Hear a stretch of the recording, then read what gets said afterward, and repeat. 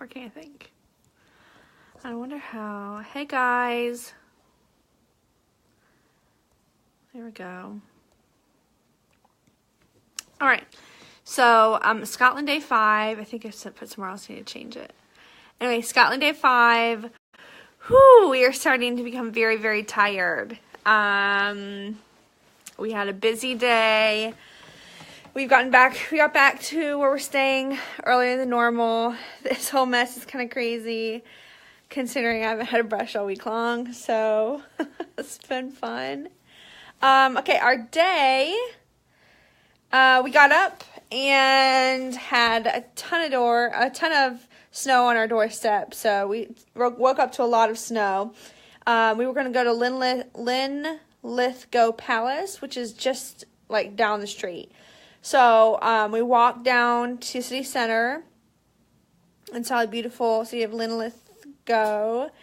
And stopped in a cafe for breakfast. Had something really good, of course. I mean, everything has been really good. And then we walked just a little ways up to go to Linlithgow Palace. But, of course, and because we have a pass there, so we could get in for free. We bought a historical pass, but it was closed due to the snow. So they didn't know when they were going to open up again, and we didn't really have time to wait around. So we took some pictures around the palace, and we might go there tomorrow, but we might not. The only reason we're really going was it was part of our pass, so we thought we might as well. Apparently, Mary, Queen of Scots, was born there.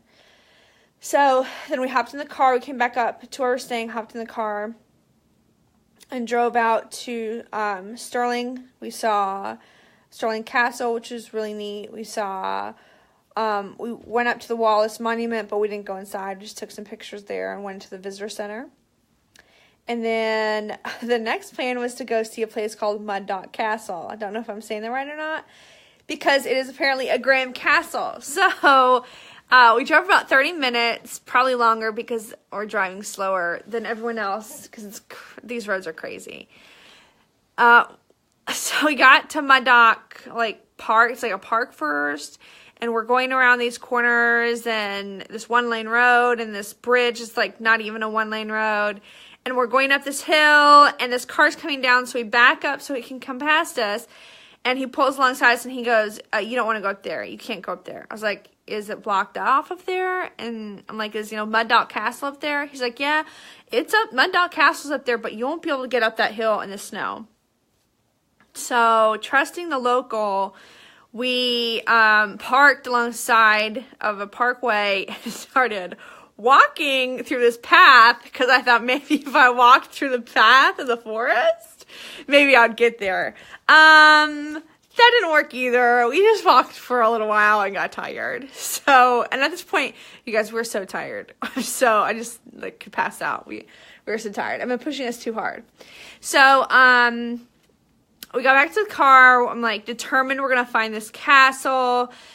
At this point, it's about 2 o'clock, 2:30. We have not eaten any lunch. So we decided to drive around till we find a place to eat. We ate at this, I don't even know, this place. Everyone in there was Scottish. Usually wherever we go, we hear at least one American, maybe a Swede or a French person. But no, everyone was Scottish. So it was really cool. They were watching a football game, a soccer game, and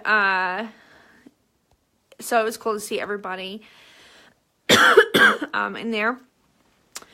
Hayden got some more haggis, but he really didn't eat very much. So then we asked the waitress, hey, do you know where Muddock Castle is? And what did she say? She's like, up Devil's Elbow. We're like, is it close by? And she goes, well, that road says Muddock Castle. She goes, this is how you get there. I'm like, we've already gotten lost once. So she's like, oh, here's how you get there. You take a right, then you go down this road, and you take another left or a right, and then you go around Devil's Elbow. Well, at that point, I'm done. I'm so tired of driving on these roads that I feel like I'm gonna die on. So, but she's like, you go around Devil's Elbow, and then you go here and here, and you park in the car park. I'm like, is it, much of a long walk past the car park? And she goes, oh yeah, it is. So and then she said, and you never know if it's closed or not. And I'm thinking the odds of it not being closed during the snow probably aren't high. So as soon as she said around the Devil's Elbow, I'm out. I'm done. I'm pretty tired. We were done. So we tried to go see that, and we tried on a different road. It was closed. So going to see a Graham Castle, I guess, was not in the cards for us, and that's okay. So that, was kind of a disappointment, but it was fine. So then we decided to drive into Falkirk because Sir John de Graham is buried there, who was William Wallace's best friend. And this is, it's been a pretty good day. Has its up and downs. We found, some guy told me to go in some kind of parking lot, go up into a mall. If you go straight out this one store, there's the church. That's where he's buried. And after the day we're having, I'm thinking, there's no way this is going to be that easy. But sure enough, we park there. We go into the mall, through the store, and boom, there's the church. We walk right up, and there was Sir John de Graham's grave, and some things written about him by Robert Burns, and it was pretty impressive. There was a big old, I'm sure it's a replica of a big old sword on the top, and that wasn't his original tombstone, but still, it's pretty awesome that is where he's buried. So that pretty much made my day. The whole day was made right there. We're now back. It's only like 5:30 or something. We're back. We made it back. I think we're just going to take it easy tonight. We're going to probably walk down to City Center. The ladies, Airbnb we're staying at, she said there's a really good Italian pizza place down in the City Center. So we'll probably bundle back up and walk downtown. So that's it. We're having a great day in Scotland. One more day tomorrow, and we're probably just going to take it easy. So, hey, Anne-Marie. So we're probably just going to take it easy. All right. See you guys.